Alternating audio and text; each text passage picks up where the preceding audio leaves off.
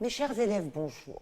Aujourd'hui, dans le cadre de la matière économie et organisation administrative des entreprises, programme deuxième année baccalauréat sciences économiques, nous allons aborder un nouveau sujet. Il s'agit du cas de l'entreprise Nestlé. C'est un rattrapage 2015, mais c'est un sujet qui a été adapté au programme des sciences économiques. Bien, nous allons traiter, comme d'habitude, le dossier 1. Donc, le dossier 1 va porter sur la stratégie et croissance. Donc, avant d'entamer le traitement de notre sujet, nous allons appréhender l'entreprise. Donc, nous allons présenter l'entreprise cas d'aujourd'hui. Bien. Alors, il s'agit de l'entreprise Nestlé Maroc, qui est une société anonyme basée à El Jadida et dont l'activité consiste en la production et le conditionnement de produits laitiers, café soluble, produits culinaires, farine lactée et céréales. Ces marques les plus connues sont Maggi, Nescafé, Nido et Cerelac. Ces produits sont destinés aux pays du Maghreb, l'Égypte, le Liban, l'Arabie Saoudite, etc. Donc, à partir du capital et du chiffre d'affaires, nous constatons qu'il s'agit d'une très grande entreprise. Alors, que cherchons-nous à travers ce cas? Donc, le dossier 1, nous allons le traiter sur la base des questions suivantes. Donc, nous allons préciser le métier de Nestlé Maroc. Nous allons dégager pour cette entreprise une finalité sociale et une finalité sociétale. Nous allons identifier une opportunité offerte sur le marché des céréales au Maroc. Nous allons dégager des documents de force de Nestlé. Nous allons également relever un objectif et une finalité. Et en fait, la compétence recherchée par la question 5 est d'être capable de faire la différence entre un objectif et une finalité. Nous allons identifier ses options stratégiques, son mode de croissance, et nous allons, à travers une synthèse, essayer de comprendre comment est-ce que l'entreprise arrive à se maintenir sur un marché fortement concurrentiel. Donc, récapitulons ce qui est attendu de nous par rapport à ces questions. Donc, nous chercherons bien sûr le métier de l'entreprise, ses finalités, une opportunité et de force. Donc, nous faisons référence au diagnostic stratégique, donc notamment les opportunités par rapport au diagnostic externe et les deux forces par rapport au diagnostic interne.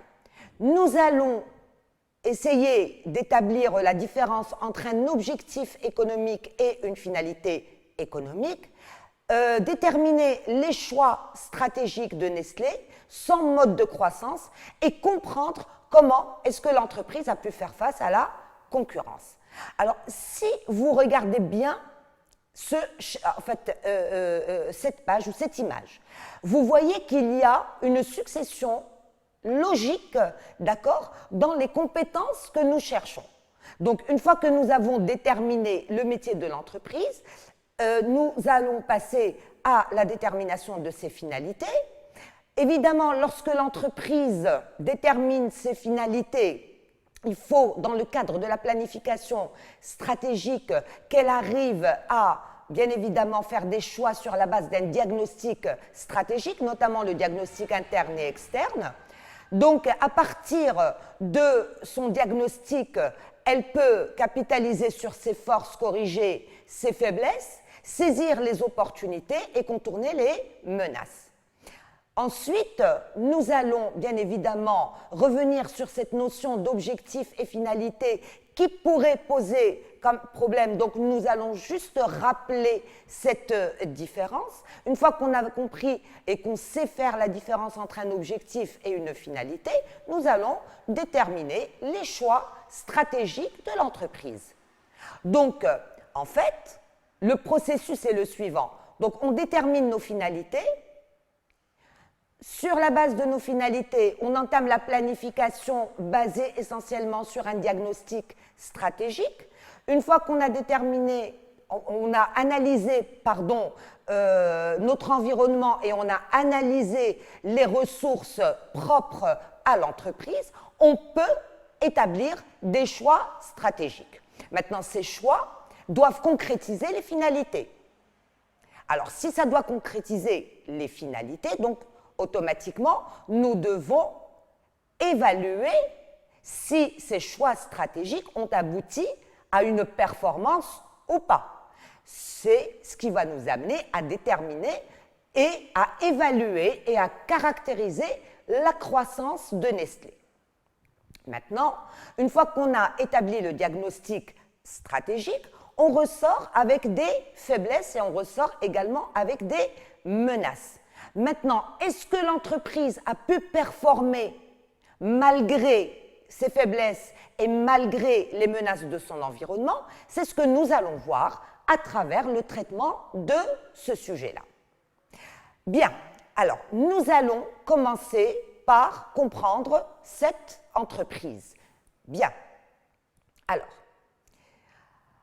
on va tout simplement, à travers le document 1, relever l'idée qu'on veut nous communiquer. Donc, on nous parle de l'unité industrielle d'El Jadida qui est certifiée OHSAS. Alors, cette certification, elle concerne essentiellement la santé et la sécurité des salariés au sein de l'entreprise. Donc, si une unité industrielle ou une entreprise est certifiée OHSAS, ça veut dire que l'entreprise se préoccupe de la santé et de la sécurité de ses collaborateurs. Ça veut dire que nous avons une visée sociale. Elle est également certifiée ISO pour l'environnement. On comprend également que l'entreprise a une visée environnementale, donc à protéger son environnement. Donc, l'entreprise met en avant la santé et la sécurité de ses collaborateurs et elle met également en avant la protection de l'environnement. Donc, comment est-ce qu'elle protège cet environnement? En surveillant en permanence tous les rejets solides, liquides et gazeux, et en suivant ces modes de contrôle. En 4 ans, l'entreprise a pu réduire sa consommation d'eau de 42% par tonne de produits fabriqués, de 30% sa consommation d'énergie et de 34% ses émissions de gaz à effet de serre. Alors, qu'est-ce que je comprends à travers le document 1? Je comprends que l'entreprise se préoccupe de la santé et sécurité de ses collaborateurs, mais également qu'elle se préoccupe de l'environnement. Comment se préoccupe-t-elle de son environnement? En évitant de rejeter les déchets, bien évidemment, dans la nature, et bien évidemment, en régulant sa consommation d'eau et d'énergie, et bien évidemment, en contrôlant ses émissions de gaz à effet de serre. Alors, nous avons ici des finalités sociales et des finalités sociétales. Donc, je répète s'il vous plaît, la certification OHSAS se préoccupe de la gestion de la santé et de la sécurité au travail. Donc, les entreprises qui sont certifiées OHSAS sont des entreprises qui sont regardantes sur la santé et sur la sécurité de leurs collaborateurs. Donc, nous avons dans ce paragraphe 2 idées. La première idée, c'est cette certification qui gère la santé et la sécurité au travail. Et la deuxième idée, c'est cette notion de protection de l'environnement. Donc, nous avons des actions sociales et bien évidemment des actions sociétales. Donc, si nous avons une action sociale, ça vise une finalité sociale. Et si nous entreprenons des actions sociétales, nous avons des finalités sociétales qu'on appelle également sociales modernes. Donc, le document 1 nous renvoie vers la détermination des finalités de l'entreprise. Bien, maintenant passons à la suite du document. Donc, le document 2 nous parle du marché des céréales. Alors, je souligne le marché. Pourquoi? Parce que le marché se situe autour de l'entreprise. D'accord? Donc, l'entreprise est bien évidemment intégrée au marché des céréales petit déjeuner. Alors, bien sûr, les céréales petit déjeuner, vous le connaissez tous, d'accord? Ce sont ces céréales à base de maïs, d'accord, de sucre et d'autres composantes, d'accord, sur lesquelles nous versons du lait pour le petit déjeuner. Alors, ce marché du petit déjeuner est encore très jeune et modeste, du fait d'une pénétration et d'une fréquence de consommation encore très faible. Bien, alors, nous avons ici deux notions. Un marché très jeune et modeste, donc ça veut dire qu'il manque encore de maturité. Et pourquoi est-ce qu'il est très jeune et modeste? Parce qu'il y a une pénétration et une fréquence de consommation encore très faible. Alors, si je veux expliquer cette notion, c'est que les céréales du petit déjeuner, ce sont les parents qui vont les acheter, même s'ils sont, sachant qu'ils sont destinés aux enfants. D'accord? Donc, on parle quand même d'une pénétration et d'une fréquence de consommation très faible. Après, ce n'est pas du tout dans nos habitudes de consommation. Donc, c'est pour ça qu'il est très, très difficile pour l'entreprise de se positionner confortablement sur ce marché. Cependant, ce marché connaît une forte progression. D'accord? Donc, nous venons contrecarrer un petit peu l'idée de base. Aujourd'hui, Nestlé se positionne comme le leader. Alors, à votre avis, pourquoi j'ai souligné le leader? D'abord, c'est une force pour l'entreprise et un avantage concurrentiel pour ses concurrents. Donc, la chance de cette entreprise, c'est qu'elle est quand même le leader dans cette catégorie sur le marché marocain, avec l'engagement à développer cette position. Donc, même si nous avons une menace qui est une pénétration et une fréquence de consommation encore très faible, la position de leader de l'entreprise va lui permettre de s'engager quand même sur ce marché, d'accord, et à développer cette activité de céréales petit déjeuner.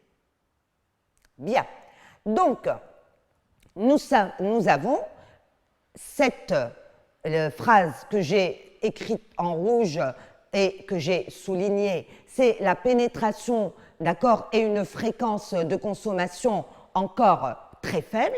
Il s'agit là d'une menace. Mais si le marché connaît une forte progression, il s'agit d'une opportunité. Il me reste la notion de leadership, donc c'est une force.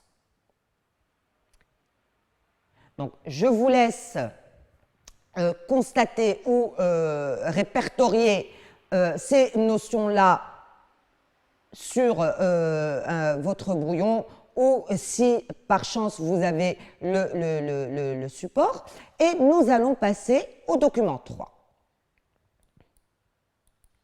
Alors, je voudrais revenir sur une notion très très importante. Il faut savoir que les intitulés de documents sont révélateurs du contenu. Donc déjà, lorsque je regarde mon paragraphe, mon document, il s'intitule « Recherche et développement », automatiquement, je comprends qu'il s'agit de l'innovation. Donc, recherche et développement au service de la stratégie.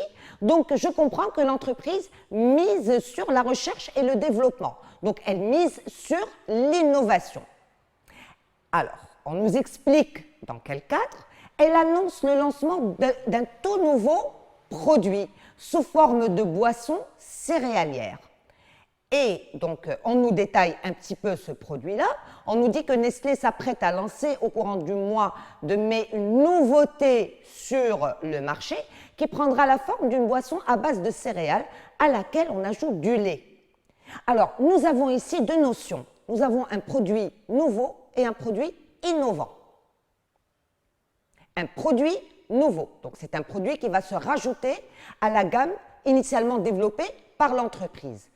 Et un produit innovant, ça veut dire que c'est un produit qui, à la base, est une poudre, d'accord, et qui sera mélangé à un liquide pour obtenir une boisson.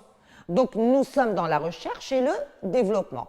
Donc, dans cette première idée, d'accord, dans cette première partie du document, nous comprenons que l'entreprise innove et développe sa gamme. On nous explique que ce sachet contiendra une poudre de céréales avec la possibilité d'une conservation plus longue. Alors, cette possibilité de conservation plus longue va rejoindre l'idée de l'innovation. D'accord? Donc, c'est un produit innovant parce que dans sa structure, c'est assez nouveau parce que c'est une poudre qui sera mélangée. La deuxième innovation, d'accord, qu'on a trouvée dans la recherche et le développement, c'est que ce produit a une durée de conservation assez longue. Et là, ce sont bien évidemment tout ce qui ressort de la recherche et du développement.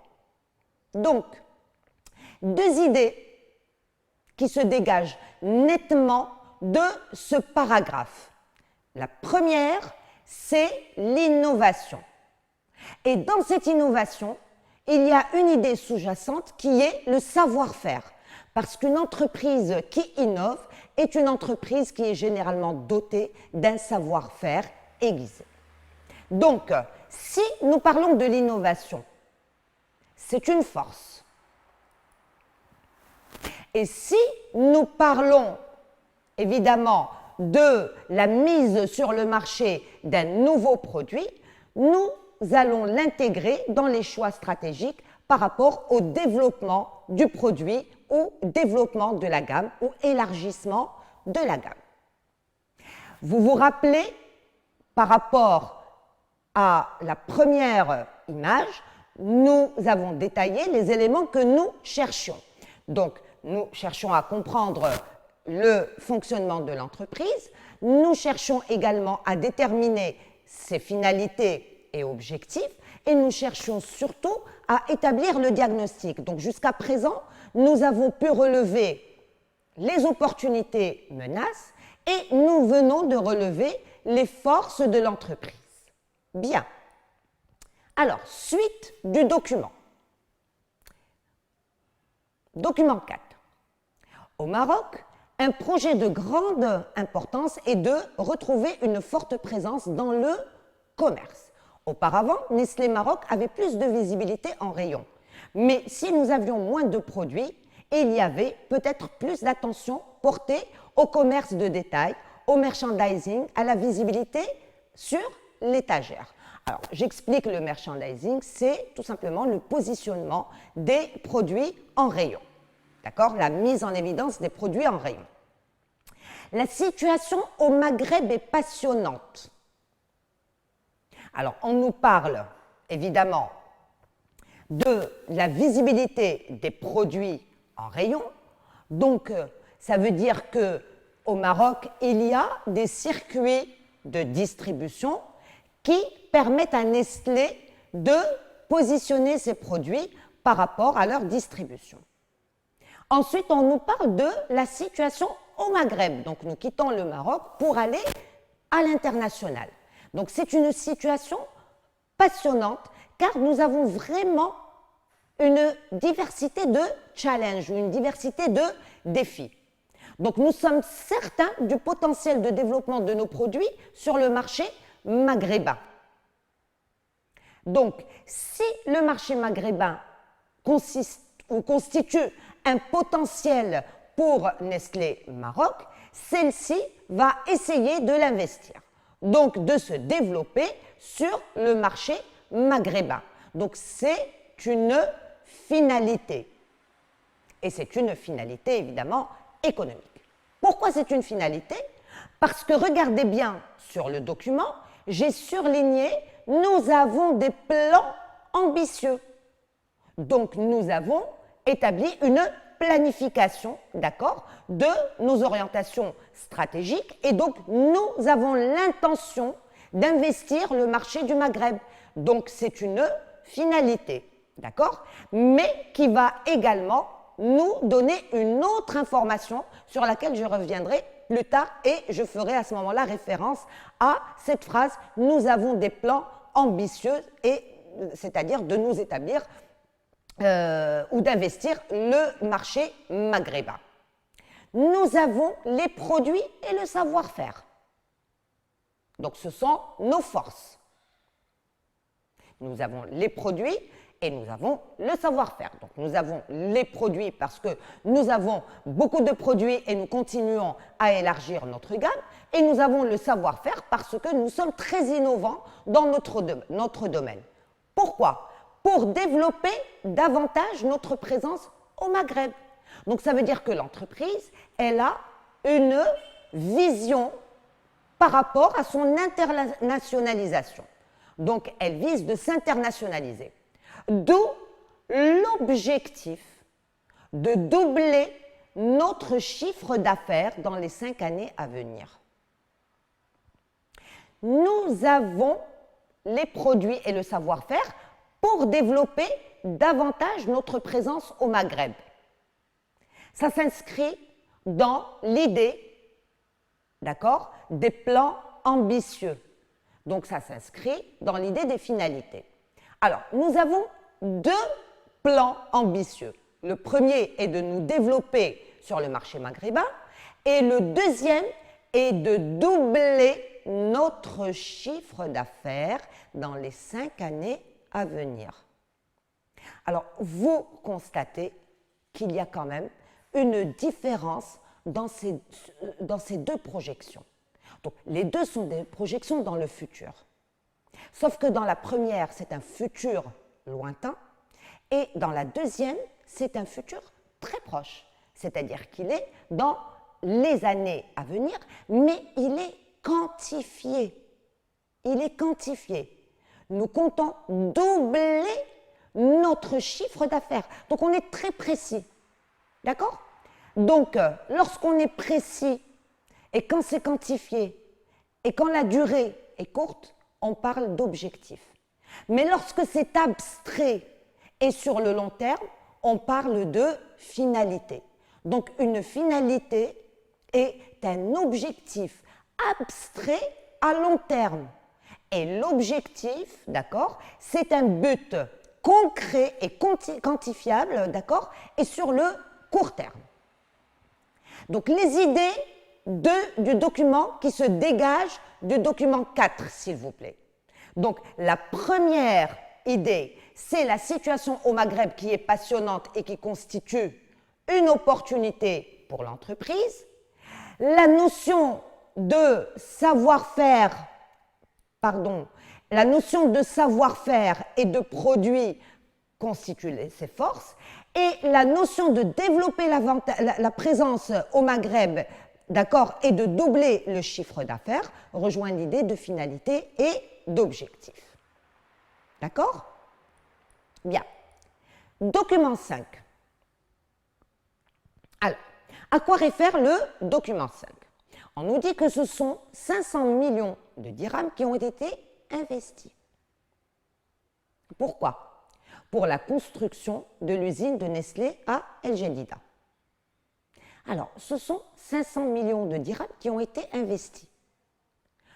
Alors, essayons de comprendre qu'est-ce qui s'est passé dans le contexte de cet investissement-là. Depuis cette année, une enveloppe de 270 millions de dirhams a été injectée au fur et à mesure dans les infrastructures et les technologies. Et donc, les derniers investissements, d'accord, date quand même. D'accord? Le premier a servi à l'extension de la capacité de séchage du lait, qu'on appelle techniquement la lyophilisation, qui est passée de 250 000 à 300 000 litres par jour pour un montant de 18 millions de dirhams. Et le second concernait la rénovation totale de l'atelier café dans sa partie process pour un montant de 25 millions de dirhams. Donc, qu'est-ce que je comprends par rapport à cet investissement-là? Je comprends tout simplement que l'entreprise s'est développée. Nous avons ici un mouvement de croissance. Alors, je vous laisse regarder ce document un petit instant et je reviens sur les explications. Alors, j'ai insisté sur les éléments qui sont écrits en rouge et qui sont graissés parce qu'ils vont apporter des réponses, d'accord, très intéressantes.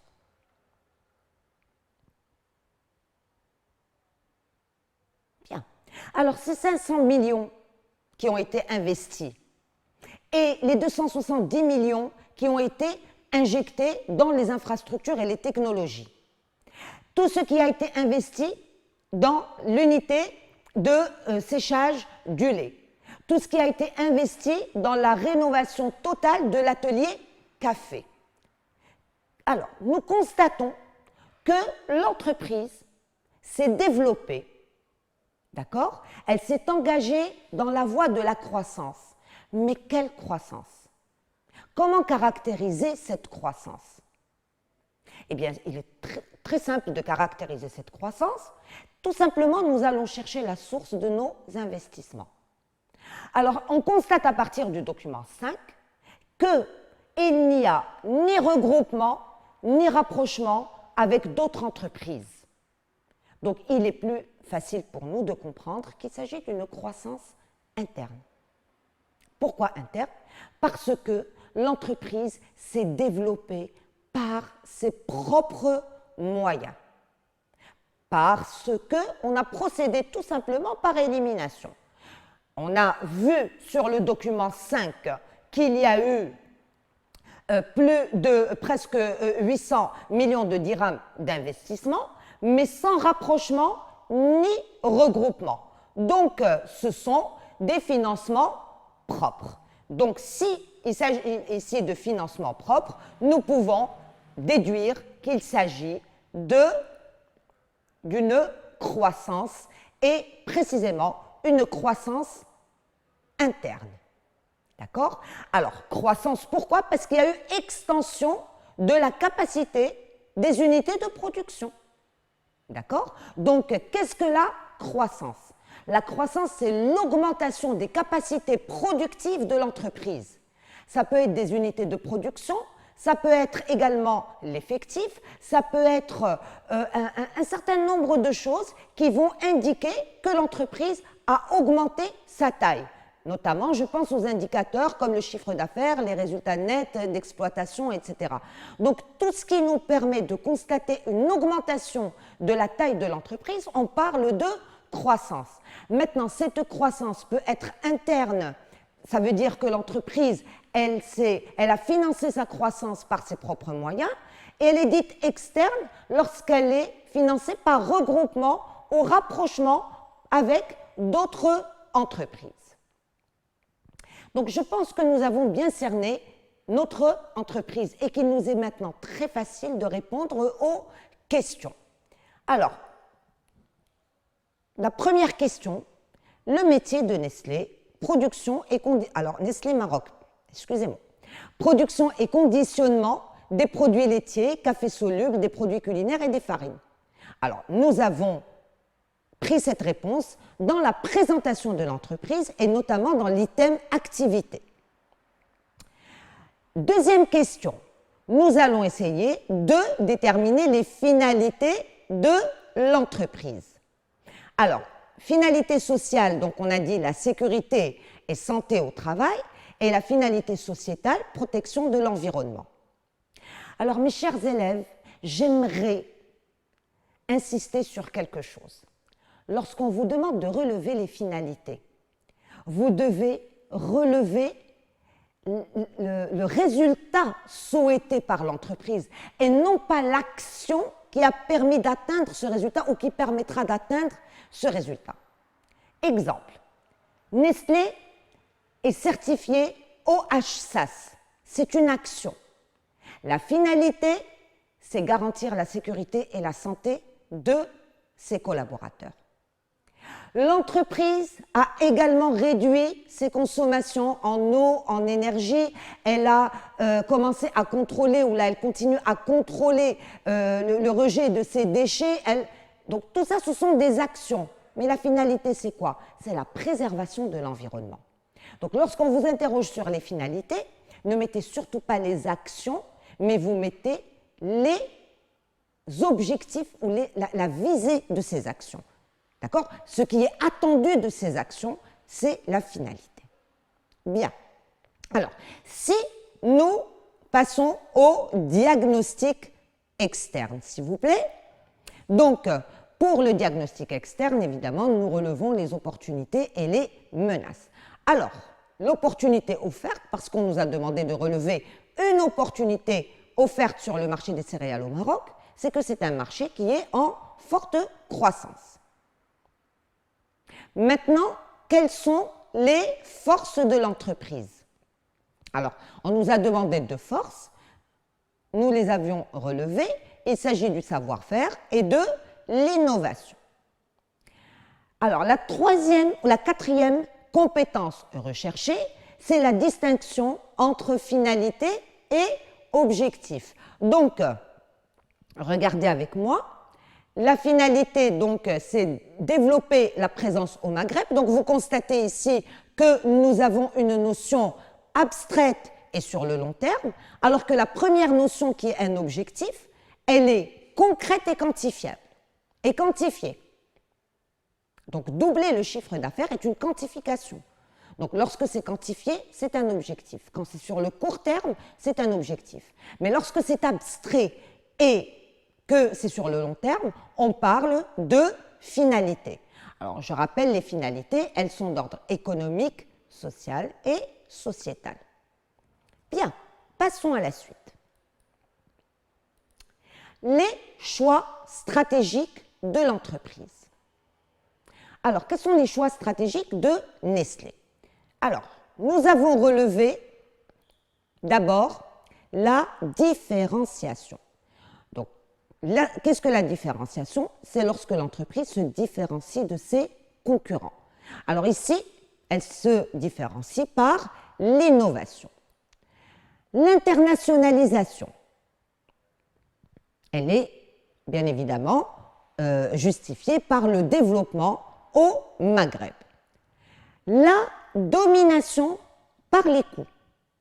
Alors, on ne vous l'a pas demandé, on vous a demandé de justifier uniquement la différenciation et l'internationalisation, mais moi j'ai relevé quand même dans ce document-là la domination par les coûts. Pourquoi? Parce que grâce à la réduction de ses factures énergétiques, de sa consommation d'eau, l'entreprise réussit à maîtriser ses charges. Et à travers l'élargissement de sa gamme, elle a augmenté la production, d'accord? Et donc automatiquement, il y a des économies d'échelle. Et donc lorsqu'il y a des économies d'échelle, automatiquement, l'entreprise arrive à dominer par les coûts.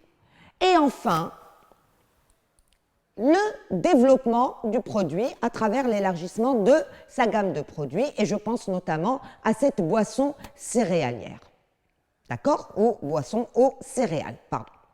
Donc, différenciation par l'innovation, internationalisation par le développement au Maghreb, domination par les coûts à travers la maîtrise des charges et à travers les économies d'échelle, et le développement du produit par rapport à l'élargissement de sa gamme de produits. Bien. Alors, je vais justifier évidemment la différenciation et je vais justifier l'internationalisation. D'accord? Alors, dans l'image précédente, évidemment, j'ai fait une justification très brève, mais qui reste très correcte, d'accord? Après, si vous voulez expliquer, donc vous pouvez donner plus de précision par rapport à la différenciation, d'accord? Donc, qui axe sa stratégie sur l'innovation pour développer le nombre de consommateurs et se distinguer de la concurrence, et l'internationalisation, donc Nestlé Maroc, qui compte se développer ou développer ses activités en dehors de son marché national ou en dehors de son territoire par rapport aux pays du Maghreb plus précisément. Voilà.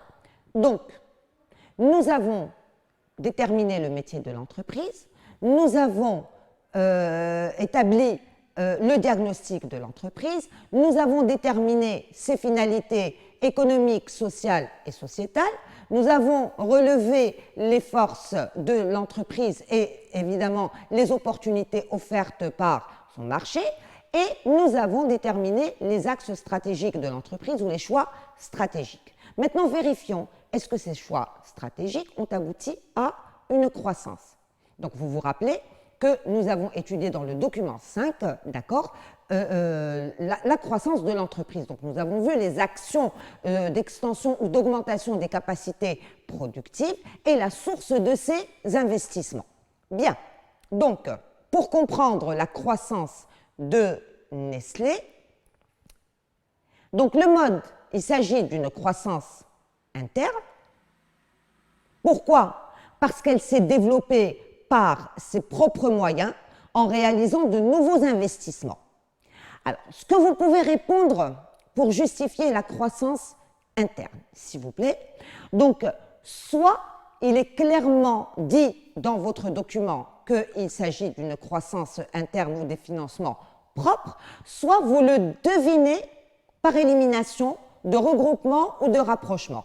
Donc, s'il n'y a pas de fusion, s'il n'y a pas d'absorption, s'il n'y a pas de création de joint venture, s'il n'y a pas de prise de participation ou d'apport d'actifs, vous comprendrez qu'il s'agira d'une croissance interne. Donc, faites attention à la justification de la croissance interne, s'il vous plaît. Donc, si vous ne voyez pas de regroupement ni de rapprochement, il s'agit de croissance interne. Ses avantages, évidemment, elle préserve l'indépendance de gestion, l'indépendance de l'entreprise, mais la limite, c'est que c'est un processus qui est très lent, notamment pour les petites et moyennes entreprises qui n'arrivent pas à financer leur croissance facilement. D'accord? Donc, à partir de là, nous pouvons attaquer la synthèse. Alors, bien sûr, dans notre synthèse, il va falloir qu'on procède comme d'habitude, c'est-à-dire qu'on va, en introduction, bien évidemment, présenter brièvement l'entreprise, d'accord, établir le lien de cette présentation avec la problématique, ce qui va nous amener ou nous ramener vers la problématique. Ensuite, dans le développement, nous devons développer les points, d'accord, de la synthèse en respectant l'ordre et en argumentant, et enfin, la conclusion. Donc, Nestlé Maroc est leader dans le segment de la nutrition infantile. Voilà. Dans un contexte de concurrence sur ce segment, elle cherche en permanence à maintenir une bonne position. Lorsqu'on dit qu'une entreprise cherche en permanence, ça veut dire qu'elle met en place un système de veille stratégique pour pouvoir vérifier de façon continue, régulière et vigilante si ces actions vont dans le sens de la croissance. Autrement dit, elle surveille son environnement pour voir s'il n'y a pas des contraintes ou des menaces, d'accord, qui vont un petit peu la dévier de ses finalités. Donc, c'est vrai qu'elle est leader dans le segment de la nutrition infantile, mais elle évolue dans un environnement fortement concurrentiel. Et donc, elle s'efforce, d'accord, de se maintenir ou de maintenir cette position sur le marché marocain. Alors, qu'est-ce qu'il nous est demandé? Il nous est demandé de rédiger une synthèse qui va traiter 2 points. Le premier point, ce sont les défis ou les challenges à relever par l'entreprise sur le marché marocain. Et le deuxième point, les actions à mettre en œuvre par l'entreprise pour maintenir et améliorer sa position concurrentielle, c'est-à-dire pour améliorer sa position face à ses concurrents. Donc, pour rappel, Les 3 éléments de ma synthèse sont l'introduction, le développement et la conclusion. Voyons voir. Les éléments de la synthèse. Donc, en introduction, on a dit une brève présentation de l'entreprise. Donc, Nestlé est une entreprise, ou Nestlé Maroc est une entreprise spécialisée dans la production des... on a vu le lait, les produits culinaires, etc.